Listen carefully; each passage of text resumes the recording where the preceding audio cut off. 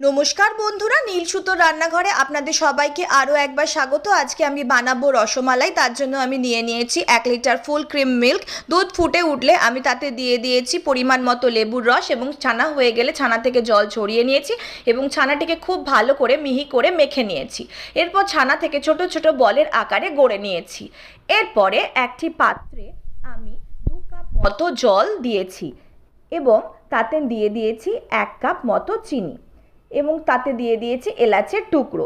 জল ফুটে উঠলে আমি ছানার বলগুলো দিয়ে দিয়েছি এবং ঢাকা দিয়ে দিয়েছি। কিছুক্ষণ পর ঢাকা খুলে আমি দেখে নেব এবং যাতে বলগুলো ছোট ছোট দানাগুলো মতো ফুলে উঠছে কিনা।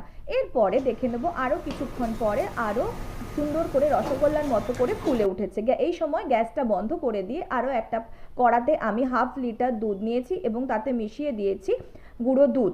ভালো করে মিশিয়ে দেওয়ার পরে যখন ঘন হয়ে আসবে দিয়ে দেব কনডেন্সড মিল্ক। আমি কোনোরূপ চিনি বা গুড় ইউজ করিনি, আপনারা চাইলে করতে পারেন।